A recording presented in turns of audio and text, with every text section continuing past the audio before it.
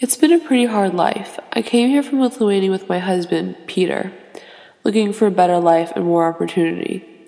When we saw there was nothing we could do to better our lives at home.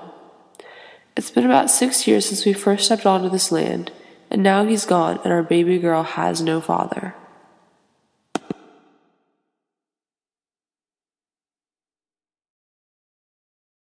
He's been gone for about a year now. It was a coal mining accident. 8 others were down there with him, including the man who I have now somewhat replaced in his home. I live here with my baby Sylvia now. We live with the man's wife, Layla, and their 3 kids, Rachel, Joy, and Jimmy. As you can see, it's a one-room house, so it's pretty crowded, but we make it work.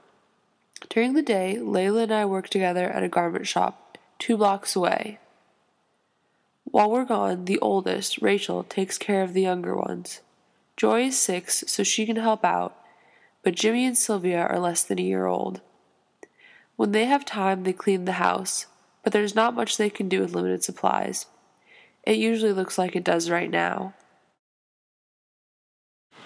We started the day at 7 a.m. The kids are usually asleep when we get up, so we quietly get our things together in the dark and head off to work. We work in a small room in the basement of a larger building. We sit at long tables in a room a bit bigger than my home. There are 15 people crammed into that one room. It's all women, and our manager is a man who's very strict. I've only heard of a few men working as garment workers.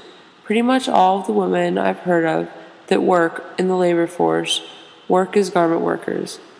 But even now, the number of women who work is still small. We work kind of in an assembly line, sewing parts of pieces of clothing and passing it to the next person down the line. It's very hot and they lock the door. We found that out one day when someone tried to quit and the door was locked from the outside. The boss came in and forced her to work. I don't think she got her pay that day. We usually sew about 12 hours and we get 20 minutes for lunch. It's pretty dark when we get to work, and we usually go home when the sun is setting or is already set. Outside of the factory, most of our waking hours are spent in the dark. We can't get too much light in the home except when the sun's up, so dinner is usually cooked and eaten with minimal light.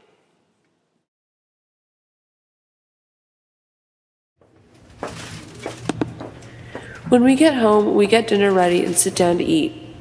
It's usually a small meal that barely satisfies our hunger from a long day at work, but we enjoy it because it's the only time we get to spend with our kids during the day, besides Sunday. It's usually now that Layla and I get to talk freely with each other, and it's the only time we ever discuss joining a union. The International Ladies Garment Workers Union was formed over a decade ago, but we still don't want to risk losing our jobs by joining it. Our kids are dependent solely on us now that our husbands are gone, and we can't jeopardize their well-being.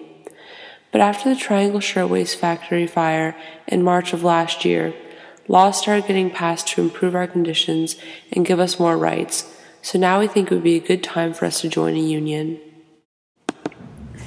The day usually ends shortly after dinner because we have to get to sleep early for work the next day, and there isn't a lot of light anyways. We spend a little more time together with our families after dinner, but that is about all we get to see of our children. The only other time I get to spend with Sylvia is on Saturday when I take her to synagogue after work. It's only a little extra time, but it's very special nonetheless. I do hope working conditions improve now, so Sylvia will never have to live like I do today.